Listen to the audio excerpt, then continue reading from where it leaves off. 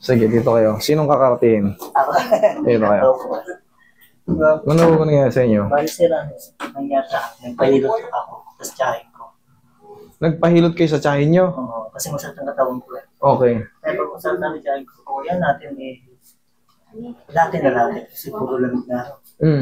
Lamig, pati itong likod na tuhod ko, hinilot niya. Pinagdalo niya. Pagtapos ang natulog ako, pag-isip ko 2 oras, hindi na makatayo. Wala nang lakas yung tuhod ko. Sabi ng tsahin ko, hindi, yan, lamog lang yan. Hindi kaya nga, ganito nga yan eh. Alam nyo na palang malalamog.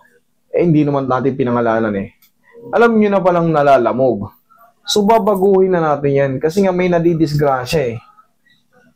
Actually, lamig-lamig lang yung kaso niya. Ngayon, pinahilot. Kaya sabi ko, huwag kayo basta-basta pupunta sa manghihilot.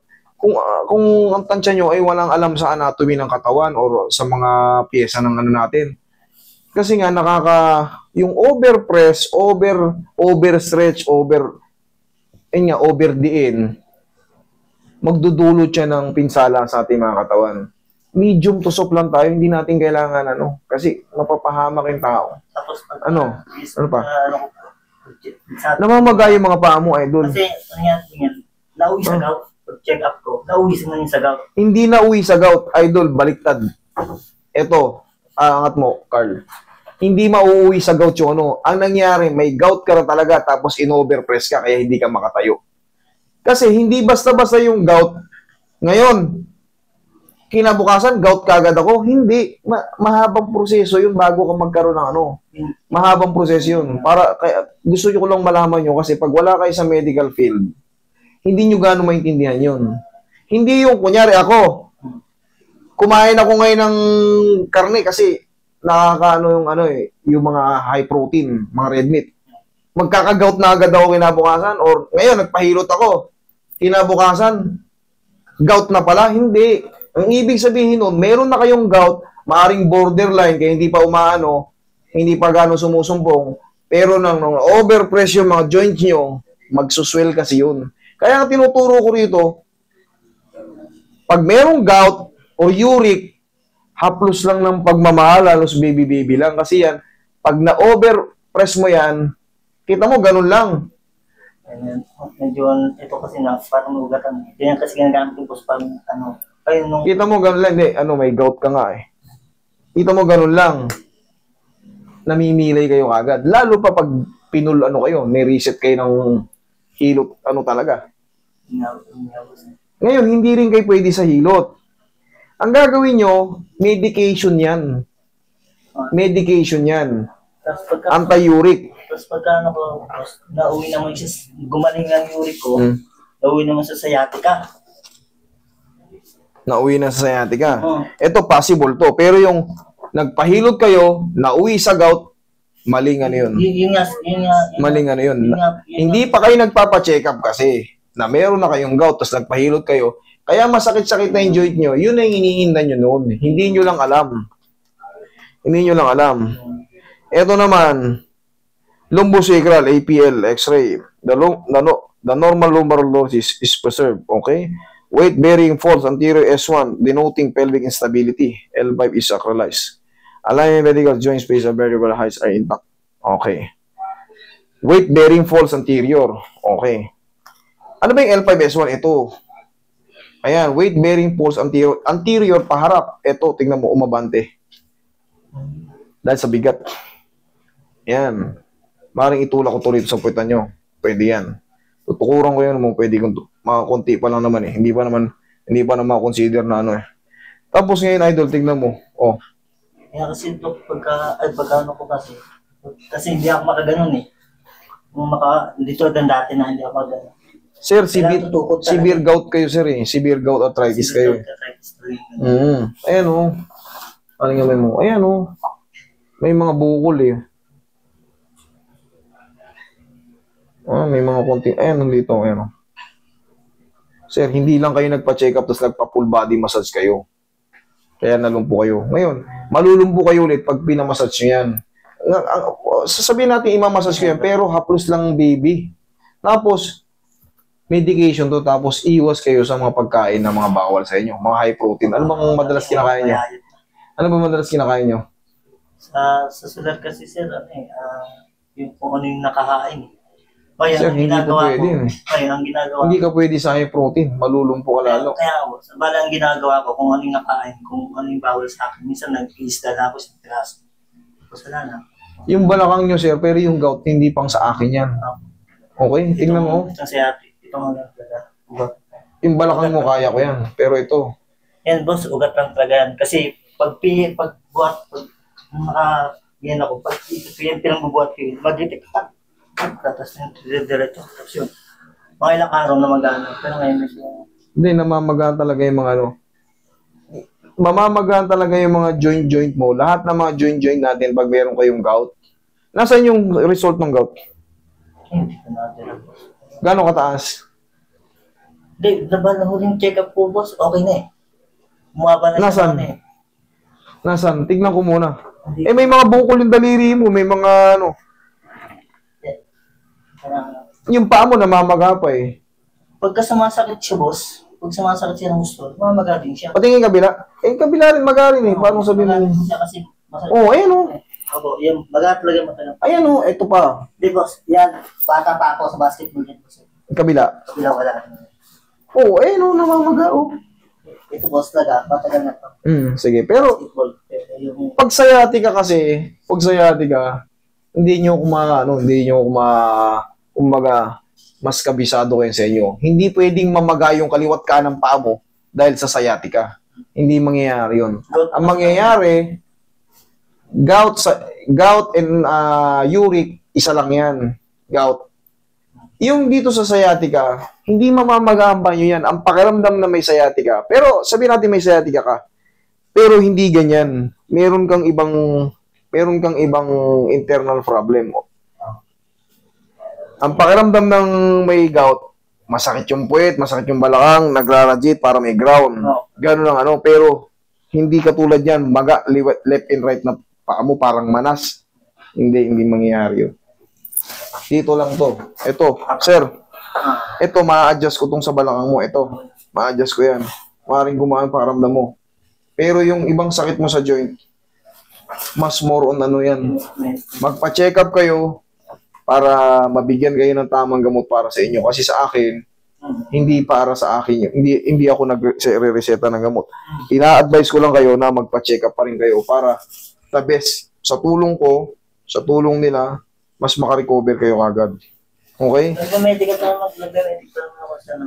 Yes, tama yun. Tama yun. Ito ngayon, Bumaba na ng uric. yan. Tama yan. Hindi naman kagad nawawala yung idol eh. Hindi yan basta-basta nakaka-recover. Kaya baka pang-habang buhay niya. Kaya ako Kita mo. Hindi yan pang isang araw. Hindi porkit uminom ka ng gamot. Ay, bumaba na yung uric ko kasi nawala yung sakit ngayon, no? Hindi po yung ganun. Para sa inyong kalaman, hindi po yung ganun.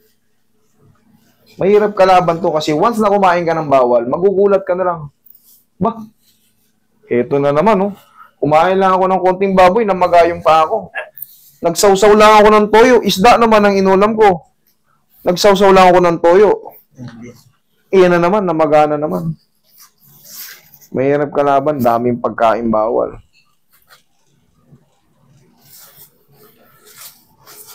Ito na yung resulta, yung madalas kong binibilin ha. Ito na yung mga example. Pag mataas ang gout nyo or uric nyo, huwag kayong magpamassage basta-basta, lulumpuhin kayo. Maniwala kayo sa akin. Ito na yung mga example niyan eh. Ayan oh. Higa kang patagilid.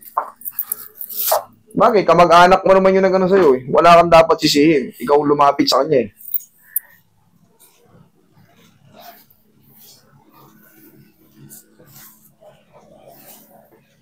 Okay, relax na. Okay, sige, relax na. Kabilang side. Sadyang malalim talaga yung mata mo before o lumalalim? Ngayon na kasi nag-diet talaga ang gusto. Hindi na diet yung nangyayari sa sir. Baka bumababa yung humihina yung immune system ni sir. Humina talaga kasi kaya ako. Tinubal ako ng mga parang nagpaano na. Ang tawag naman dito, parang psoriasis ata yan eh. Pero yan, hindi nakakahawa yan. Kahit yakapin ko kayo, hindi naman nakakahawa. Hindi nakakadiri yan. Ang nakakahawa, siyempre, kung mag-i-intercourse kayo. Pero ito mga ganito, wala ito. Relax. Pero sa intercourse, yung pala, mali, wrong ano ko. Sa intercourse, wala rin to. Hindi nakakahaway. Ibig sabihin yung mga, alam nyo na yung ibang nakakahawa sa intercourse. Okay, taba ka, bossing. Taba ka. Pansinin mo kami, pag kami magmamassage ng ganyan, haplos baby lang. Haplos pagmamahal lang. Dali Ito, namamagayin siko niya eh. Sa uric din yan. Kaya hindi, nang napihit niya ng ganun. Okay ka lang sa ganyan? Okay ka, ganito ko. Yan. Yan, komportable? Oh, ito ang didinan ko ngayon.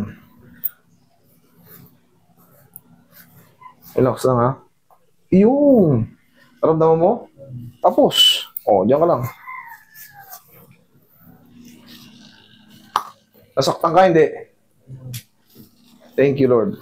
Okay? Sabi, lamig. Diyos me, yung Marimar. Ano nangyari sa inyo? O di ba sinapian kayo kagad ng 75 years old? After nung massage? Sa mga kagaya kong ganito, marami na ako na experience. Libo-libo na yung dumaan sa kamay ko. Kaya madalas ko nang binibilin sa inyo, baguhin nyo yung kamay nyo, baguhin nyo yung bigat niyan. Kung di man kayo nakakanood, baka nakakanood yung mga, o yan, nanay nyo yung or tatay nyo yung nagaganto rin na hindi pa ganong sikat. Bilinan nyo, yung mga followers ko. Kasi, hindi kayo tawag ko, hindi kayo lalo magkakaroon ng pasyente kasi matutuoma eh. Baka ganito yung business nyo, maapektuhan kayo. Baguhin nyo yung bigat ng kamay nyo. Hindi lahat ay pang hard massage. Tapos, kailangan aralin nyo rin yung mga gout na yan. Kung ano yung magiging consequences pag diniinan ko yung pamamaga na yan. Kawawa yung pasyente. Ngayon, ang hirap na makarecover pag namamagaan na yung mga joint. Ang hirap na makarecover. Paano pa yan? Ano ba yan? Simula? Kita mo? Sabi ko nga sa'yo, hindi yan yung ngayon. Kinabukasan, bigla na lang ako nagka-gout. Hindi ganun yan. Hindi ganun yan. Process yan. Alam mo kung paano nagkakaroon ng gout, idol? Liver problem. O, kita mo, mas malalim pa ngayon ang ina natin. Liver problem yan. Protect yung buko. Boss, doon sa okay naman. Yung liver sa mga okay naman. Ganun yan, idol. Pumapalya yung creation ng liver natin. Tandaan nyo, ang kine-create ng liver is amino acid. Ngayon, pag sumablay ang creation, pag nag-proseso siya, ang i-create niya is uric acid. Mapapalitan siya ng mas malagkit. Yun po yun. Doon galing yun para sa joint. Uric acid na dapat amino acid. Okay, anong sagot dyan? Papawis. Walking. Okay? Mag-research ka para lubusan mo maunawaan yung sinasabi ko. Saan ba nang gagaling ang uric acid? Yan. Total, may video kayo. Tapos, kung may mga kamag-anak kayong may kamag-anak kayong doktor, Dok, tama ba yung pinagsasabi nito ni Master? Okay? Sige, ihaya ka. Sariling ano mo lang? Sariling kilos mo lang. Nasasaktan ka. Wala pang umaawa sa'yo, di ba? Para kang matandang-matanda.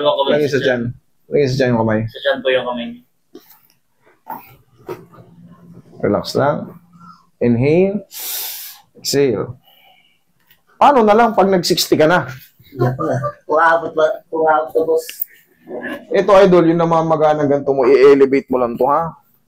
No? Hindi kasi to part ng sciatica. Yung ganyang itsura ng paa, namamaga. Ganyan, no? Ayan. Ayan, no? Oh. Ngayon, ganyan ang tama. Baka marami kayong unan doon, kasama rin yan, ha? Ito, kasi pag pinagdikit ko, mag-aalanganin, eh. Pero ganyan, nakasama yung tuhod, ha? Sa likod ng tuhod.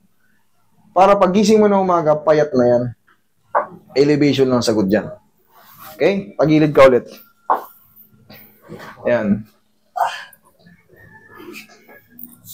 Alam mo na yung ano ngayon. Relax lang. Huwag mo lalabanan. Other side.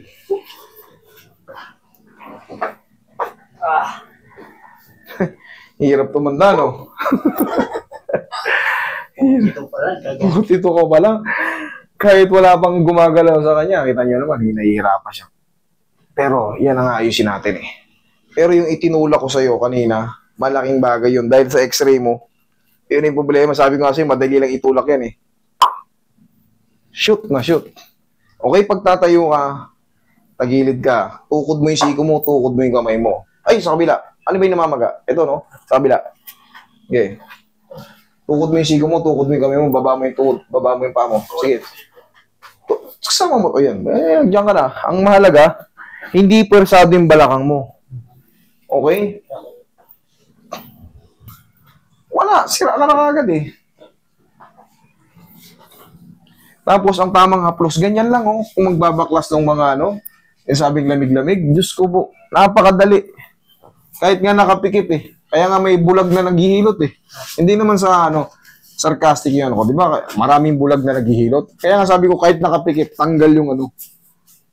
Hindi yan sarcastic, kumbaga, talagang may example talaga yan. Maraming bulag na, diba, sa mall. Ganyan-ganyan lang yun, oh. Tapos yung pattern lang, yung mga kapa-kapa. Ganun lang. Siyempre, napag-aaralan nyo naman yan. Alam nyo yung dapat gawin sa hindi dapat. Yung mga pinag-aaralan nyo, isa puso nyo. Ito naman, idol, wala. Kasagsagan na mamaga ito. Wala akong magagawa rito kahit anong align ko rito. Inflammation yan sa loob. Pag inalign ko yan, masasaktan ka lang. Pinaka-the best dyan, medication. Pag nawala na yung inflammation, at nag-balance diet ka, at nag-walking ka papawis, para bumalik yung immune system mo, malalim na yung mata ni sir, oh. Iba na yung ano niya. Kaya nga, bumalik ka sa walking, magbilad ka sa araw. Mapawisan yung likod mo, singit mo. Huwag ka muna maglaro, idol. Bago ako magkaroon naman. Hindi parang sa yung paglalaro muna. Ano ka lang muna, walking. Papawis, kumain ka ng cucumber. Sausaw mo sa honey. Tapos yan, elevate mo pag matutulog ka. Nabasa ko sa amin, pag-exercise ng... Elevate. Okay, tayo ka, lakad ka. Lakad ka. Oh, tingnan mo yung balakang mo ngayon. Ano mas maganda? Ha? Okay na siya. Thank you.